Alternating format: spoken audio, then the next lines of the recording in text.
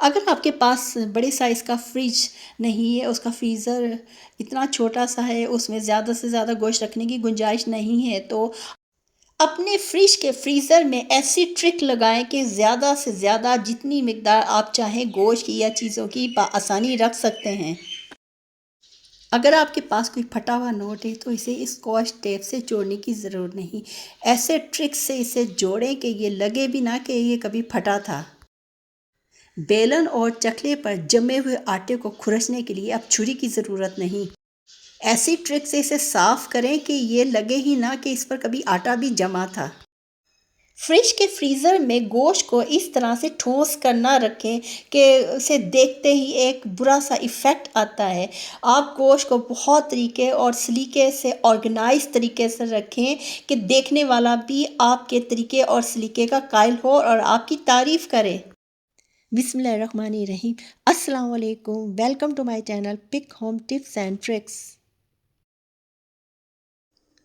एक और useful home hack आपके साथ शेयर कर रही हूँ। इस तरह की सिरप की बोतलें हर घर में होती हैं। कफ सिरप होते हैं या फिर मल्टीविटामिन्स के होते हैं। बच्चों के लिए भी, बड़ों के लिए भी, सबके घरों में ये बोतल्स इस तरह की होती हैं शीशे की। आपने देखा होगा कि ऊपर उनके जब हम खोलते हैं तो थोड़ा सा सिरप शीशी के ऊपर भी गिर जाता है। हम ऐसे ही उठा के उसे रख देते होते हैं। आजकल गर्मी का सीज़न है। गर्मियों में ज़रा सी भी मीठी चीज़ कोई आसपास कहीं गिर जाए, लग जाए बोतल के ढक्कन पर, बोतल्स पर, तो फटाफट चींटियाँ आ जाती हैं। इतनी बारीक चींटियाँ होती हैं, यकीन करें कि मैं बता नहीं सकती, आपने भी देखी होंगी। तो गर्मी में इतनी ज़्यादा हो जाती हैं वो, तो वो सारी चीज़ों को भी ख़राब कर देती है। इसका एक बहुत ज़बरदस्त हल मैंने निकाला। इस तरह के जो आइसक्रीम के डब्बे होते हैं, हम इसे जब इस्तेमाल करते हैं उसके बाद ऐसे फालतू समझ के फेंक देते हैं। लेकिन आज मैं इससे बहुत ही यूज़फुल काम लूँगी। मैंने सारी कप सिरप और दूसरी सिरप की बोतल्स थी, उनको इस जो था कंटेनर, इसके अंदर मैंने डाल के रख दिया। अब मैं नेक्स्ट काम क्या करूँगी, इसमें मैंने पानी डाला है। पानी से ये होगा कि नीचे का हिस्सा वो सारा टिप रहेगा, और ये अगर इसमें सिरप गिर भी जाता है जब हम पीते हैं या बच्चों को देते हैं, तो फिर ये होगा कि चींटियाँ इसमें नहीं आएंगी, क्योंकि वो पानी में डिप होगा। तो ड्राई चीज़ पर चींटियाँ आती हैं, कीड़े मकोड़े आते हैं। पानी की वजह से इनकी बचत हो जाएगी और ये ख़राब नहीं होंगे, और हमें इनको फेंकना भी नहीं पड़ेगा। इस तरह ये बहुत यूज़फुल मनी सेविंग आइडिया भी है कि हम अपनी चीज़ों को किस तरह से हिफाजत के साथ रख सकते हैं और काफ़ी लंबे अरसे तक वो ख़राब भी ना हो। सिरप की बोतलों को महफूज रखने की ये ट्रिक कैसी लगी? एक और यूज़फुल किचन हैक आपके साथ शेयर कर रही हूँ। आटे का थैला जब हम खाली हो जाता है तो उसके थैले को निकाल कर हम फेंक देते होते हैं। इसे ना फेंका करें, ये बहुत यूज़फुल होता है। आज इसी आटे के थैले को मैं इस्तेमाल करके बहुत ही यूज़फुल हैक आपके साथ शेयर कर रही हूँ। आटे को थैले में से निकालें और इसका थैले को किस किस जगह पर इस्तेमाल कर सकते हैं। इसका मटेरियल बहुत ज़बरदस्त होता है और ये जल्दी से फटता भी नहीं है, और इसे बहुत जगह पर बहुत कामों में इस्तेमाल किया जा सकता है। ये मेरे पास आटे के थैले जब खाली हो जाते हैं तो मैं इसको फेंकती नहीं हूँ। ये जो कागज़ होता है इसका, ये बहुत अच्छा होता है, इसलिए इसको फेंकना नहीं चाहिए। बहुत सारी जगहों पर इस्तेमाल होता है। आज मैं इसका बहुत अमेजिंग यूज़ इसका आपके साथ शेयर कर रही हूँ। इससे सबसे पहले तो कटिंग करनी है, इसको खोलना है। खोलने के लिए भी इसका ख़ास तरीका होता है। इस थैले को दोनों साइड से काटना नहीं है, इसका सेंटर जो होता है इधर से इसकी कटिंग करनी होती है। सेंटर से इसे कैंची की हेल्प से काटना है, फिर नीचे से इसकी कटिंग करनी है। अब इसे खोलना है और खोलने के बाद इसको अंदर से अच्छी तरह से कपड़े की मदद से साफ़ करना है ताकि इसके अंदर जो आटा लगा है वो निकल जाए। इस तरीके से मैंने कई थैले ये साफ़ करके रख लिए थे।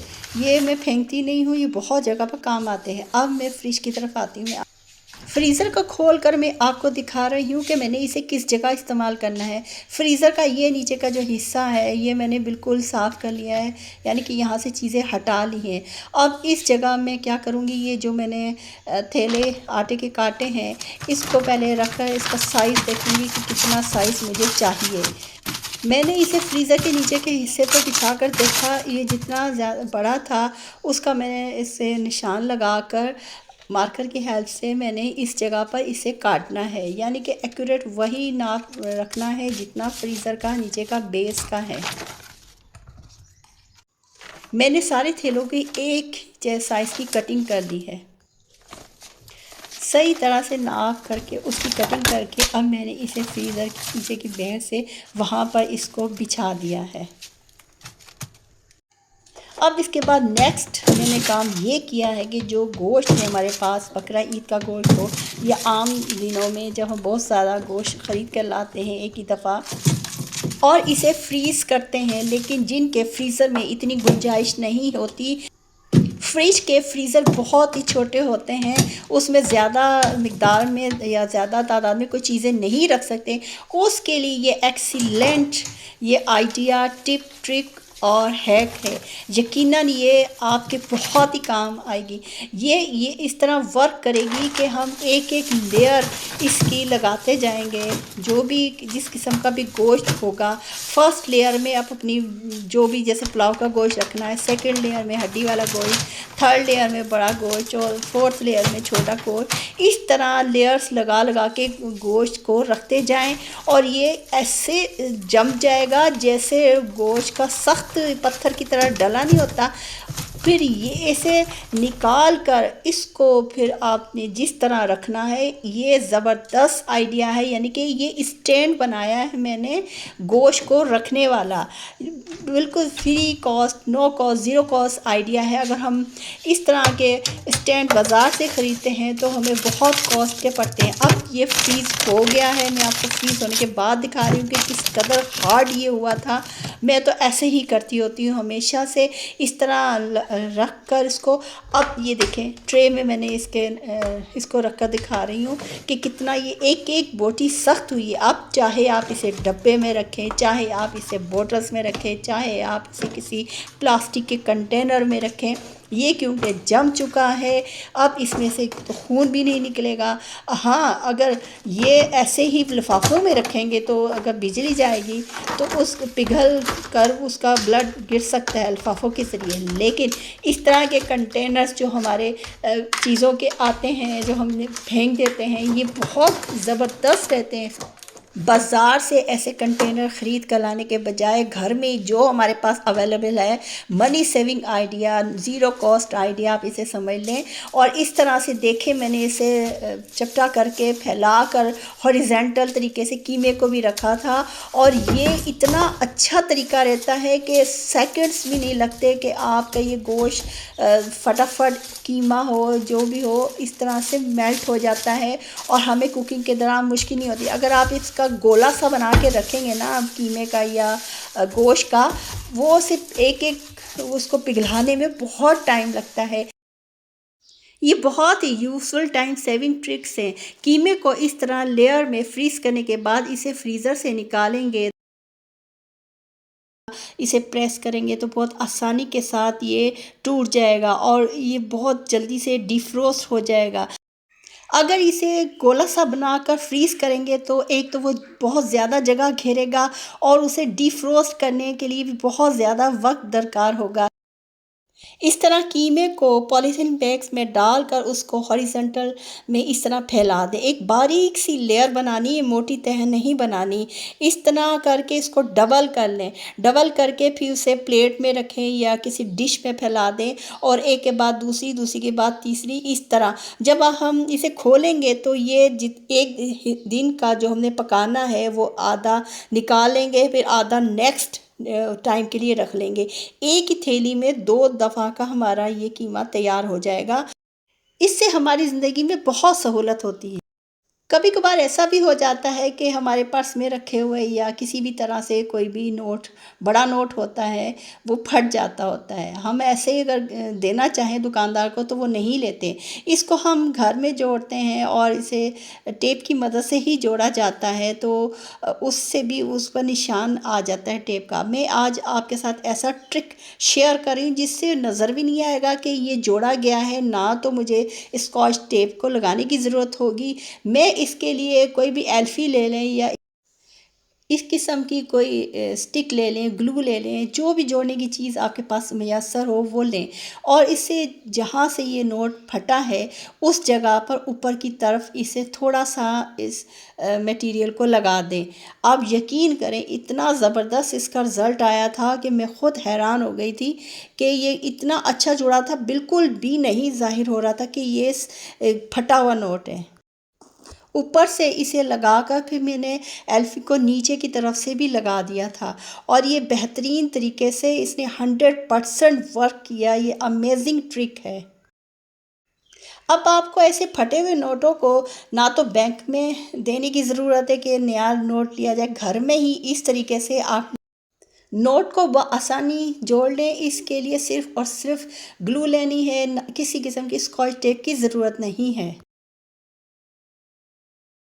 रोज़मर्रा ज़िंदगी में काम आने वाली एक बहुत ही यूज़फुल ट्रिक आपके साथ शेयर करें। रोटी तो डेली पकाई जाती है, हर घर में पकती है, इसके बगैर हमारा गुजारा नहीं होता। लेकिन जब रोटी के लिए बेला जाता है आटे को तो आटा ड्राई हो जाता है। अगर हम इसे ऐसे ही नाखून से उतारें तो हमारे नाखूनों में दर्द हो जाती है। छुरी से उतारें तो छुरी से ऐसे भी होता है कि वो बेलना और चकला होता है उस पर निशानात पड़ जाते हैं और वो बहुत ही नुकसानदेह भी हो सकता है कि उस पर हम रोटी को बेलें। इसके लिए अगर हम ये स्टेनर होता है इसको भी रगड़ें तो इसकी रगड़ से भी इस पर निशानात पड़ सकते हैं। कोई किसी ब्रश को रगड़े फिर भी ये नहीं हटते, इतने सख्त हो जाते हैं। यकीन करें ये आटा जम जाता है। आपको पता होगा जो खातून खाना रोटी पकाती है। तो इसके लिए मैंने बहुत ज़बरदस्त ट्रिक किया है। मैंने क्या किया है, एक सॉस पैन में पानी लिया है, पानी को गर्म करने के लिए रख दिया। आप ये तरीका उस वक्त भी कर सकते हैं कि आपका गैस वगैरह का भी खर्च नहीं होगा कि अगर आप पानी को गर्म कर रहे हैं किसी भी मकसद के लिए, किसी भी काम के लिए, तो उस गर्म पानी के साथ एक साथ दो काम कर सकते हैं। अगर ये पानी आप बर्तन धोने के लिए गर्म कर रहे हैं या किसी भी काम के लिए, तो इस पानी के देगची जो सॉस पैन है उसके ऊपर सिर्फ ऊपर आपने स्टीम देनी है। स्टीम इसकी ऐसे रखते हैं और ये पानी भी उबलता रहेगा और आपके एक साथ दो काम हो जाएंगे। जब पानी उबल जाए तो आप इसके नीचे की जो चूल्हे की आंच है वो हल्की कर दें ताकि ये जो बेलना है ऊपर से जल ना जाए। पानी तो वैसे ही उबल चुका है, अब इसकी सिर्फ हमें स्टीम चाहिए। आप देखेंगे स्टीम जैसे जैसे ही इस बेलन के ऊपर जाएगी लगेगी, वो जो आटा इसके ऊपर जमा हुआ है सख्त हो गया है वो नरम पड़ता जाएगा। नरम पड़ने के साथ ही आसानी के साथ आप टिश्यू पेपर से भी उतार सकते हैं, किसी कपड़े की मदद से उतार सकते हैं, या बर्तन धोने वाला जो फोम होता है उससे ये आसानी के साथ उतारा जा सकता है। ये बहुत ही यूज़फुल ट्रिक है। मैं तो हमेशा ऐसे ही करती हूँ। मैं उसे छुरी से या स्टील स्क्रबर से रगड़ती नहीं हूँ। इस तरह इसके अंदर रगड़ने से लाइंस पड़ जाएंगी और वो फिर ठीक नहीं होगा। आप इसके लिए कोई सॉफ्ट सा ब्रश लेकर उस बेलने और चकले के ऊपर हल्का हल्का ऐसे रगड़ेंगे तो आटा तो चूंकि नरम हो चुका है तो आसानी के साथ ये उतर जाएगा। उसे टिश्यू पेपर से आप ये देखिए उतारेंगे तो सारे का सारा जो जमा हुआ आटा है वो बहुत आसानी से उतर जाएगा। किसी किस्म की कोई परेशानी मुश्किल नहीं होगी और बिल्कुल ये फिर नया जैसा हो जाएगा। हमें इसे फिर चूल्हे के ऊपर गर्म करने की भी ज़रूरत नहीं होगी, सुखाने की भी ज़रूरत नहीं होगी। आप इसे कपड़े की हेल्प से भी साफ़ कर सकते हैं। ये देखिए बिल्कुल ड्राई भी हो जाएगा, बहुत आसानी के साथ ये साफ़ हो गया। अब इसी तरह चकले को भी इसी तरह से साफ़ करना है कि उस पर जो मोटा सा आटा जम गया है उल्टा करके उसको सॉस पैन के ऊपर रख दें। इसको जैसे ही स्टीम लगेगी ये भी नरम पड़ जाएगा और बिल्कुल सेम तरीके से जैसे बेलन को किया था यही तरीका इसके साथ भी करना है और ये बहुत आसानी के साथ आटा इसके ऊपर से उतरता जाएगा और हमें किसी भी किस्म की स्टील स्क्रबर या कोई भी सख्त चीज़ से इसके खुरचना नहीं पड़ेगा। वाह ज़बरदस्त! ये तो बहुत अच्छा साफ़ हो गया। लग ही नहीं रहा है कि ये वही चकला बेलना है जिस पर आटे की मोटी सी लेयर जमी हुई थी।